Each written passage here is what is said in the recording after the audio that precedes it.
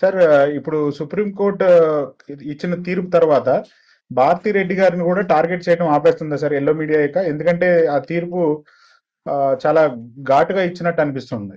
Supreme court ఈరోజు కొమ్మినేని గారి bail విషయంలో చేసిన వ్యాఖ్యలు, తీర్పుని పరిశీలించినప్పుడు ప్రభుత్వం పర్సనల్ టార్గెట్, పొలిటికల్ టార్గెట్తో వ్యవహరిస్తే ఇట్లాంటి తీర్పులే వస్తాయనేది క్లియర్గా అర్థమవుతుంది. మాజీ ముఖ్యమంత్రి వైఎస్ జగన్మోహన్ రెడ్డి గారు కూడా దీనిపైన స్పందించారు. మామూలుగా అయితే జగన్మోహన్ రెడ్డి గారు ఇట్లా అరెస్టులు వాటిపైన పెద్దగా స్పందించరు. అరెస్ట్ చేసినప్పుడు, బెయిల్ ఇచ్చినప్పుడు సూటిగా కొన్ని అంశాలు జగన్మోహన్ రెడ్డి గారు రైజ్ చేశారు. జగన్మోహన్ రెడ్డి గారు ఈ తరహాలో స్పందించడానికి కారణం కూడా ప్రభుత్వమే. ప్రభుత్వం, కొన్ని మీడియా సంస్థలు ప్రధాన కారణం కనిపిస్తాయి. మొదటి నుంచి మనం మన ఛానల్లో కూడా చెప్పాం, కొమ్మినేని గారి ఆ ఎపిసోడ్ ఏదైతే ఉందో, కృష్ణంరాజు చేసిన వ్యాఖ్యలు అసందర్భం, అసహజం అనే విషయాన్ని చాలా స్పష్టంగా చెప్పాం. ఆ సందర్భంగా కొమ్మినేని గారు కూడా దాన్ని ఎక్కడో దశలో కట్ చేసి ఉంటే బాగుంటుందని అడ్వైజబుల్గా మాట్లాడాం. అంతే తప్ప ఏకపక్షంగా ఏమి ఎవరూ మాట్లాడలేదు. ప్రభుత్వం ఇందులో ఏదైనా అభ్యంతరాలు ఉన్నప్పుడు విచారణ చేయాల్సిన హక్కు, బాధ్యత ప్రభుత్వానికి ఉంటుంది. ఆ విచారణగా జరగాలి. పోలీసులైనా వ్యవస్థలైనా విచారణ చేయాలి. కోర్టులు తీర్పులు ఇవ్వాలి. విచారణలో వచ్చినటువంటి సారాంశం ఆధారాల ఆధారంగా కోర్టులు చేయాల్సిన పని మిగతా వాళ్ళు చేయకూడదు. ఈరోజు కొమ్మినేని గారి ఎపిసోడ్లో ప్రభుత్వం పొలిటికల్ టార్గెట్ని ప్రధానంగా ప్రదర్శించింది.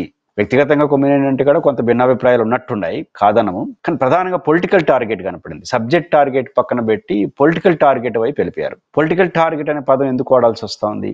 ఈ ఎపిసోడ్లో కృష్ణంరాజు అనే వ్యక్తి అభ్యంతరకర వ్యాఖ్యలు చేశారు.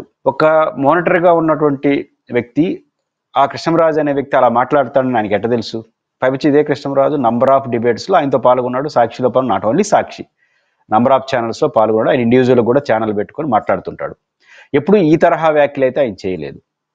కాబట్టి అట్లాంటి వ్యక్తి మాట్లాడుతున్నప్పుడు ఆయన పొరపాటున తప్పు పద్ధతుల్లో రాంగ్ ఇంటర్ప్రిటేషన్ చేశాడు. ఆ రాంగ్ ఇంటర్ప్రిటేషన్ కొనసాగించే క్రమంలో ఎక్కడో చోట ఇది సందర్భం కాదని వారించే వరకే కొమ్మినేని గారి బాధ్యత. అంతకు మించిన బాధ్యత ఏమి ఉండదు. ఆ తర్వాత సాక్షి యాజమాన్యం కూడా వాటిని యూట్యూబ్ నుంచి డిలీట్ చేసింది.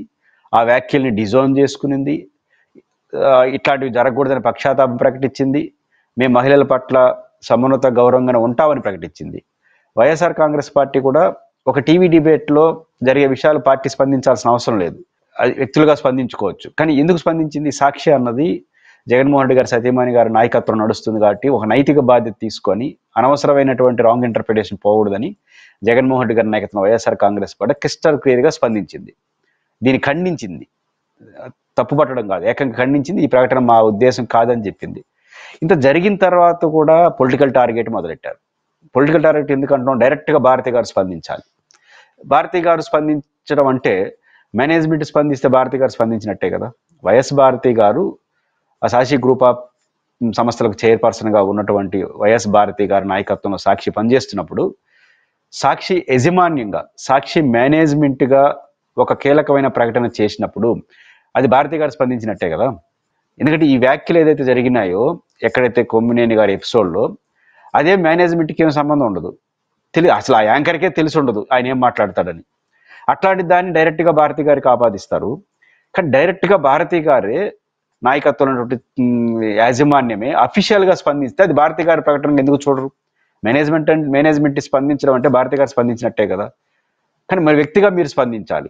అంత తాగినారా? ఇది వ్యక్తిగా భారతి గారు స్పందించాలనేది కోరిక కూడా కాదు. నిన్న పొదిలిలో జరిగిన మీటింగ్కి వస్తే జగన్ గారు వ్యతిరేకంగా మాట్లాడారు.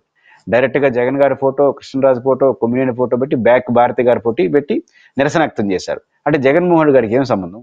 జగన్మోహన్ రెడ్డి గారు భారతి గారికి భర్త కాబట్టి, ఆయన వైఎస్ఆర్ కాంగ్రెస్ పార్టీ అధ్యక్షుడు కాబట్టి ఆయన స్పందించాలి, నిరసన వ్యక్తం చేయాలి. ఇవన్నీ పొలిటికల్ మోటివేటే కదా, పొలిటికల్ టార్గెటే కదా.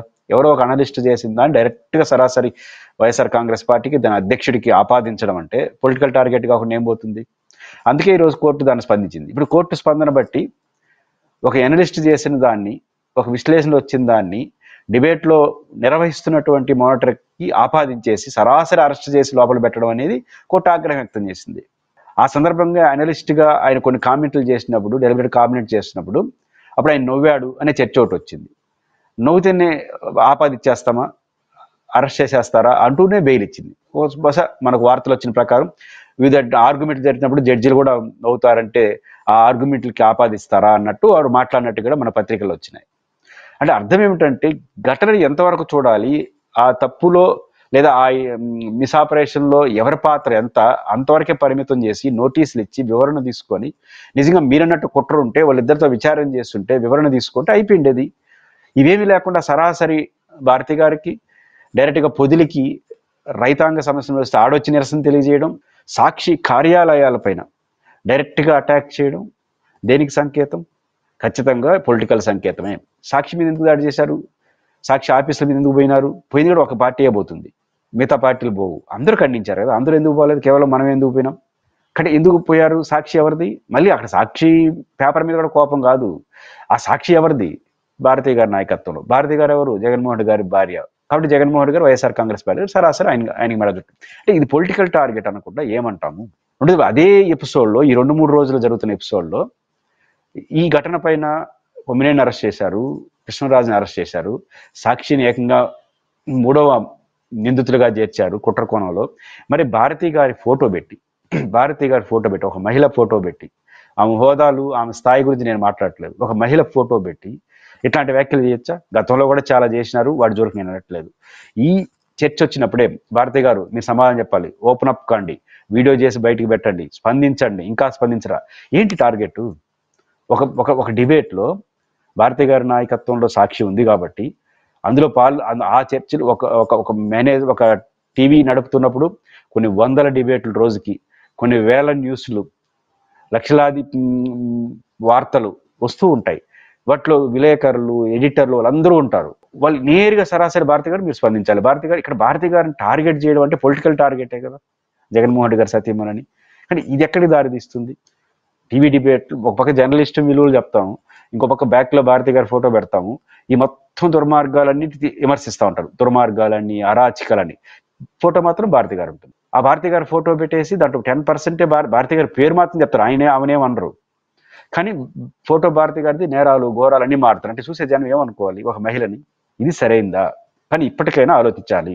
కాబట్టి సాక్షి మీద కేసులు పెట్టారు కాబట్టి వారి మీద కూడా కేసులు పెట్టని నేనేం రాజకీయ డిమాండ్ చేయదలుచుకోలేదు. కానీ ఆ సదరం మీడియా కానీ కొన్ని సంస్థలు కానీ మనం ఏం చేస్తున్నాము? మహిళలు ఒకరా ఇద్దరా వేల మంది చర్చ కాదు, మహిళగానే చూడాలి. జగన్మోహన్ రెడ్డి గారిని భారతి గారిని ఆ రకంగా విమర్శలు చేస్తే డైరెక్ట్గా భారతి గారి భర్తని జగన్మోహన్ రెడ్డి గారిని ఒక సీనియర్ పొలిటీషియన్ తీసుకొచ్చి పురిట్లోనే ఫినిష్ చేస్తుంటే సరిపోయిందని అర్థం వచ్చేట్టుగా మాట్లాడడం, ఆమెతో పదే మాట్లాడడం వాళ్ళ మనోభావాలు దెబ్బతినవా? ఇట్లా కరెక్టా? కాబట్టి ఈ మొత్తం ఎపిసోడ్లో పొలిటికల్ టార్గెటే కనిపిస్తోంది. కాబట్టి సుప్రీంకోర్టు కూడా చూసింది. గతంలో కూడా చాలా కేసులు టీవీ డిబేట్స్లో వస్తున్న సాధారణంగా వచ్చే అంశాల్లో అసాధారణంగా దొరికే విషయాలన్నింటినీ యాజమాన్యానికి ఆపాదిస్తే ఇంకా మీడియా బతకదు. ఈరోజు నంబర్ ఆఫ్ డిబేట్స్ నేను మీతో చేస్తుంటాను, ఆన్లైన్లో చేస్తుంటాను. కానీ ఒకనొక సందర్భంలో నేను బాధ్యత లేకుండా సందర్భం నేను ఒక ప్రకటన చేసేసాను అనుకోండి, మంది లైవ్ టెలికాస్ట్ అనుకోండి, మీకేం సంబంధం? ఎట్లా గమనిస్తారు? రికార్డింగ్ అయితే కట్ చేస్తారు, వెయిటరీ చేసుకుంటారు. కానీ లైవ్ టెలికాస్ట్ వచ్చేసినప్పుడు వందలాది డిబేట్లు పాల్గొన్న వ్యక్తి గబక్కన ఏదో ఒకటి మాట్లాడితే వాటిన్నింటిని తీసుకొచ్చి మీకు మేము మేనేజ్మెంట్కి ఆపాదిచ్చేస్తామంటే ఇంకా మీడియా పని చేయగలదా?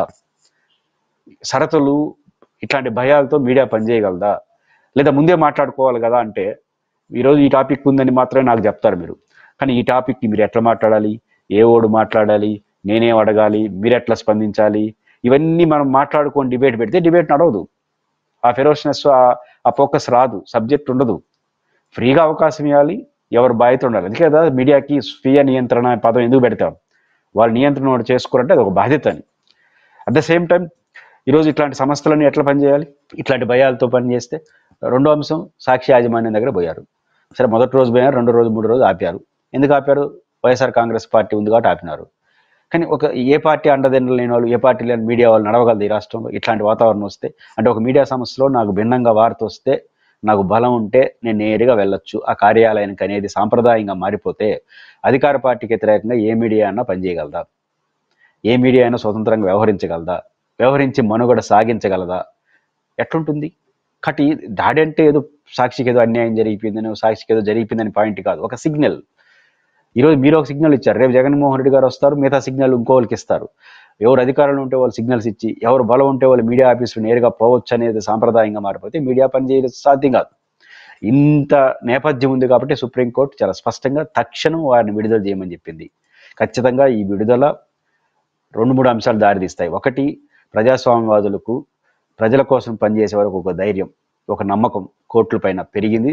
వాళ్ళ పట్ల వాళ్ళు ధైర్యంగా ముందుకెళ్లొచ్చనే దారిని తెచ్చింది. మీడియాలో పనిచేసే డిబేట్లో జరిగే వ్యవహారాలపైన ఎట్లా చూడాలి ప్రభుత్వం వ్యవస్థలు, విచారణ వేరు, అరెస్ట్ చేసి జైల్లో పెట్టడం వేరు. కాబట్టి ఈ రెండింటి మధ్య వ్యత్యాసం వ్యవస్థలో గమనించాల్సింది. మూడోది, ఖచ్చితంగా ఇప్పటికైనా ఇప్పుడు కొమ్మినేని గారికే సంబంధం లేదు, కేసు నుంచి కొట్టేలా విచారణ చేసుకోమంటుంది కోర్టు, తప్పేం లేదు. ఈ పరిమితి కనపడింది కదా. సో కొమ్మినేని గారి పరిధిలోనే ఈ పరిమితి ఉన్నప్పుడు కొమ్మినేని గారి పైన ఎంతమంది ఉంటారు?